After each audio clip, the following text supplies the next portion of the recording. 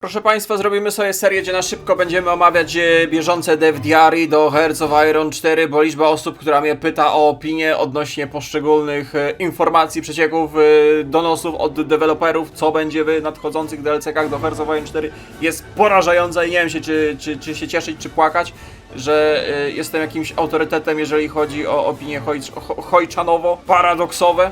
Dlatego przysiadłem, zebrałem najważniejsze informacje i macie taką pigułkę wiedzy odnośnie tego, co będzie w tym przypadku odnośnie Austrii. Odnośnie Austrii w najnowszym DLC-ku do Hearts of Iron 4. Poczytałem, policzyłem, przeanalizowałem i już wiem, czy będzie Austria. Austria będzie takim małym zapychaczem, ale ze swoją zawartością. Powiedziałbym, że to jest taka droga modyfikacja, bardzo droga modyfikacja, gdzie autorzy dali z siebie całe 30%.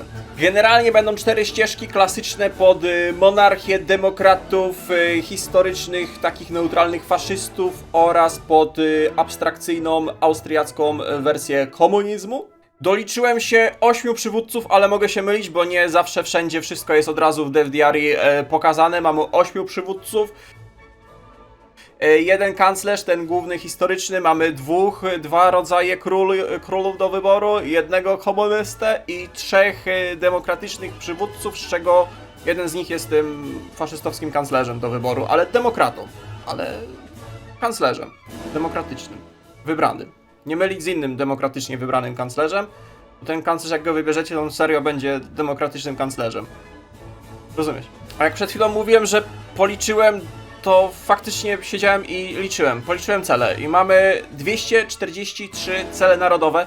Mogłem się pomylić, bo to tak liczyłem sobie paluszkiem po ekranie jechałem. Ale 243 cele narodowe. Robi wrażenie w teorii, a w praktyce oczywiście większość się wyklucza. Jak mamy ścieżki polityczne, to jest ich 132 cele samych politycznych, z czego te ścieżki się wykluczają, ale drzewko austriackie jest o tyle skomplikowane, że bazuje na jednym korze, mianowicie odzyskaniu potęgi na Bałkanach, tam gdzie byli Habsburgowie, więc dużo celi się de facto pokrywa, ale się wyklucza. Więc mamy 243 cele łącznie, 132 polityczne, przemysłowych jest 22 cele, wojskowych mamy 54 celi narodowe, tak siedziałem, liczyłem to, niesamowite.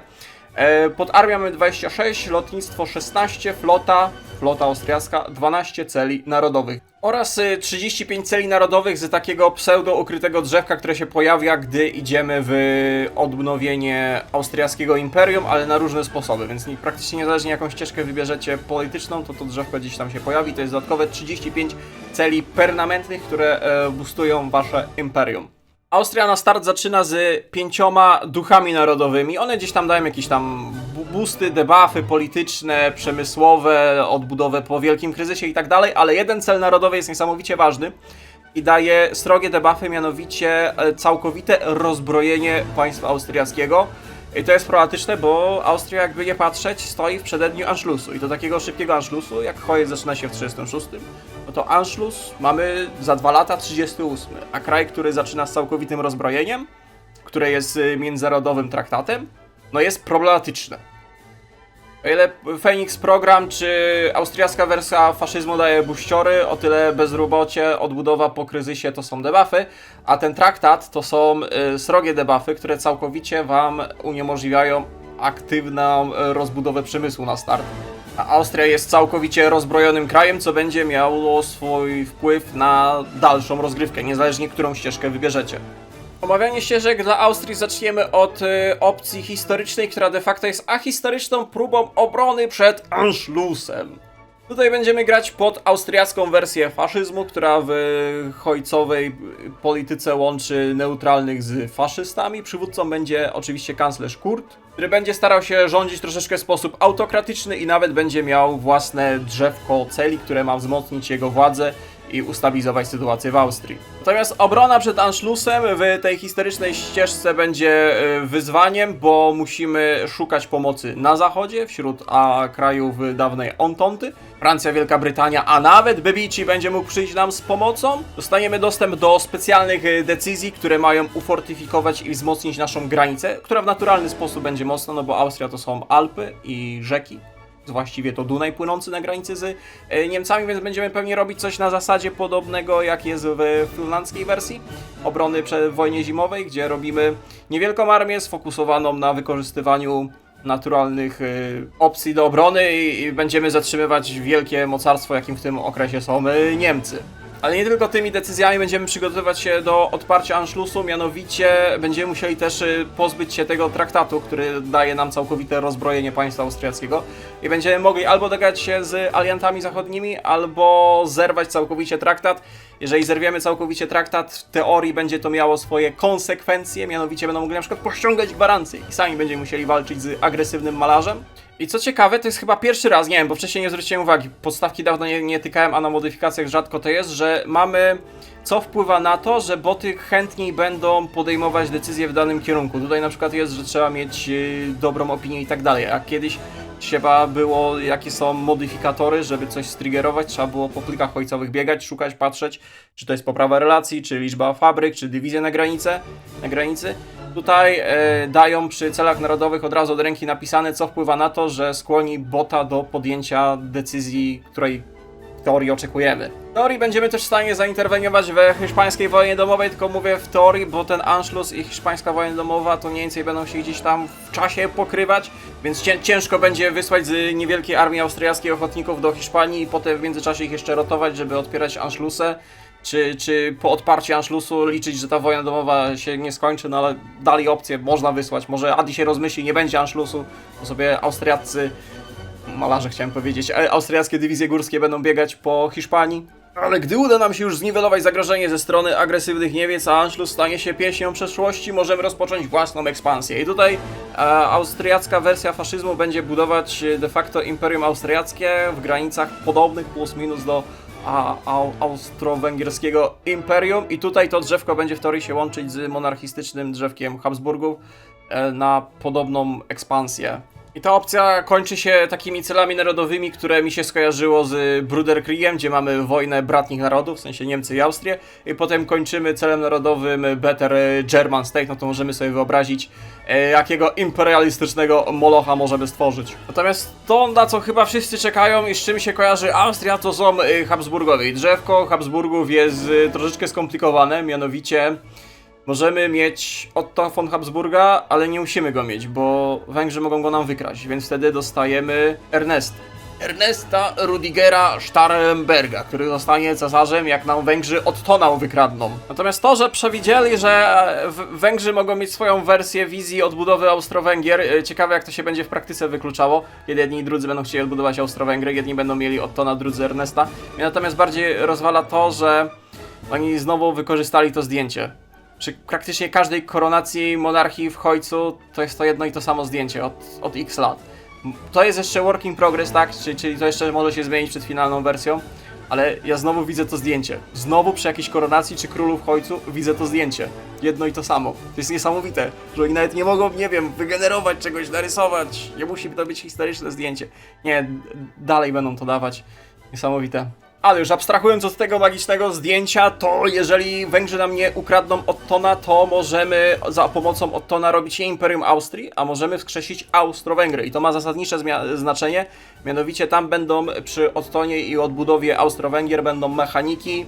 Troszeczkę mi się to z Europką skojarzyło, że będzie opcja dosłownie wasalizacji, wrzucania naszych habsburskich kandydatów na trony, przywódców poszczególnych państw. Będzie można do Czechosłowacji wrzucić, do Rumunii, do Polski chyba będzie można wrzucić Habsburga i potem zrobić z nich marionetkę i stopniowo zbijać im autonomię jakimiś tam mechaniczkami, decyzjami i ich zanektować. Także będziemy rozrzucać, będziemy dosłownie niczym Habsburgowie w Europce, czy historyczni Habsburgowie w sumie, pojawiać się w sąsiednich krajach, mówić o macie fajny tron, bo byłaby wielka szkoda jakby tu usiadł Habsburg, cyk.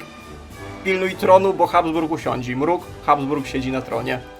To jest ta dobra wiadomość, mianowicie, że idziesz w monarchię i masz dwóch monarchów do wyboru, w zależności jak chcesz to poprowadzić. Przy okazji jeszcze dostajesz drzewko na szybką rozbudowę Austrii, jako samej z siebie tego koru austriackiego, bo Anschluss Anschlussem, a zachodnie kraje, kiedy przywracasz monarchię, no nie będą zadowolone, bo łamiesz traktaty. Ten traktat o rozbrojeniu zrywasz go całkowicie, ale całkowicie zdradzasz też do siebie pomoc z zachodnich krajów i sam będziesz musiał walczyć z Anschlussem bez pomocy Babiciego, bez pomocy dzielnej francuskiej armii czy Brytyjczyków pilnie obserwujących sytuację ze swojej wyspy.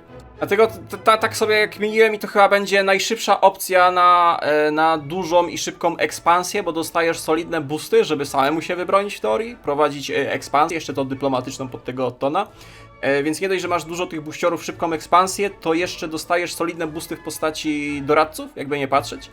Taka trochę technokracja, sienokracja pod tą technologię, dużo research speeda, misesa dostajesz, consumer goodsy spadają, także bardzo fajna sprawa. No i jak robisz Imperium Austriackie, to dostajesz dostęp do tego ukrytego, ale dostępnego drzewka, jak idziesz w odbudowę Imperium, które daje ci dodatkowe cele na upgrade w różnych kierunkach, od przemysłu po wojsko, tam wszystko będzie na tak jakby odbudowę dawnej chwały. Tam, jak dobrze mówiłem, 32 cele dodatkowe. 35 dodatkowych celi, tu się chyba żadne nie wykluczało z tego co pamiętam. I to jest 35 celi, które cię będzie boostować. Pytanie, celowi oczywiście nierówny. Niektóre się robią 70 dni, niektóre 35 dni, jedne się wykluczają, inne są bez sensu, jak na przykład, nie wiem, 2 lotniska w ciągu 70 dni, no kto to robi? No ale są. Demokratyczne drzewko jest ciekawe i śmieszne zarazem, gdzie próbujesz łączyć demokrację z austriackim imperializmem i rządzą do odbudowy imperium, dosłownie. Znaczy możesz siedzieć na tym swoim małym korze austriackim, ale będzie opcja odbudowy imperium, ale po kolei. Ta ścieżka demokratyczna łączy się z komuną. Jeden z tych 3 przywódców do wyboru w demokratycznych wyborach może być tym kanclerzem Kurtem. Jeden jest takim totalnym demokratą, a i trzecia opcja to jest taki trochę ukryta komunistyczna, lewicowa, bo dostaje, uwaga, jeden dodatkowy cel komunistyczny i tym w sumie się różnią. Ich perki praktycznie niczym się nie różnią, tylko jeden komunista dostaje jakiś tam jeden niby ma mieć ukryty cel, czy dostęp do jakiegoś celu komunistycznego. Wow. A ten to w ogóle wygląda jakby miał otworzyć, nie wiem, jak na niego spojrzałem, to wygląda jakby miał otworzyć filię KFC w Wiedniu. No i jako demokrata łatwiej ci będzie szukać pomocy na zachodzie, bo też musisz się przygotować do Anschlussu, więc te zachodnie kraje demokratyczne łatwiej będą mogły ciebie wspomóc, a jak nie będą ciebie mogły wspomóc, to będziesz mógł demokratycznie dawać im łapóweczki i wtedy już na pewno ciebie wspomogą. Łapóweczki będą w postaci twoich consumer goodsów, no ale Austria tego przemysłu nie ma, więc ten procent consumer goodsów zbytnio ciebie nie interesuje. Dostajesz sprzęt gotowy i gwarancję od tych Francuzów i innych zachodnich mocarstw. Dodatkowo ma być zmieniony wymóg Anschlussu. To będzie chyba przy niemieckim reworku, więc jeszcze nie wiemy, ale ma być inaczej wymagany i ty jako demokrata będziesz mógł opóźniać, znaczy zwiększać wymagania dla Niemiec odnośnie Anschlussu. Chyba tak to dobrze zrozumiałem. Odnośnie tych zmian jeszcze, których chyba nie są zapowiedziane dla Niemiec, to się jakoś będzie tam wiązać. To może być akurat ciekawe, że twoje działania będą opóźniać cel narodowy przeciwnej strony, jak pójdziesz w to demokratyczne drzewko. No i jako grzeczni demokraci być może dostaniemy zaszczytu dołączenia do aliantów, ale spokojnie, jeżeli alianci nas nie przyjmą, bo będzie taka opcja, to możemy zrobić własną alpejską federację z Szwajcarami i chyba Francuzami, jeżeli się nie mylę. Nawet Bebici będzie, tylko wymóg będzie właśnie nie Bebici, bo oni będą musieli być albo demokratami, albo niezrzeszeni. Czyli Bebici już nie będzie mógł, ale jak weźmiesz wcalenie historyczne i we Włoszech będzie monarchia albo demokracja, będą mogli dołączyć do alpejskich federacji. To będzie sojusz. Ale uwaga, nawet jako demokrata będziesz mógł zrobić coś na zasadzie Federacji Dunajskiej. I to ma być odniesienie do tego, że Otto von Habsburg był w Parlamencie Europejskim, więc ty tutaj będziesz mógł w demokratyczny sposób stworzyć coś na zasadzie Federacji Dunajskiej. W sensie dawne Imperium Austro-Węgier zjednoczyć w Federacji Dunajskiej, która będzie mniej lub bardziej zależna od ciebie. I dostajesz też dostęp do tego drzewka odbudowy Austro-Węgier. I będziesz mógł w demokratyczny sposób tworzyć Austro-Węgry, w sensie Federację Dunajską, demokratyczną, taką. Co się w sumie rzadko zdarza, żeby demokratyczne ścieżki w końcu dawały ci możliwość robienia dużego napisu na mapie. Aha. Komuniści. A właściwie austriacka wersja marksizmu, która jak tak patrzyłem, to ma się chyba skupiać na dużych boostach do wydajności przemysłu. Z tym, że Austriacy mają daleko do tej ścieżki komunistycznej, trzeba się troszeczkę napocić, żeby ich wprowadzić i to się może zakończyć Civil Warem, który można pominąć, odpowiednio boostując partię komunistyczną, ale możemy też sobie rozegrać wojnę domową i możemy poprosić Sowietów o pomoc. Ryzykowne, ale możemy ich zaprosić, gdy wysyłają dywizję i pak. po wojnie domowej. Tylko że bycie austriackim komunistą nie zwalnia nas z Anschlussu.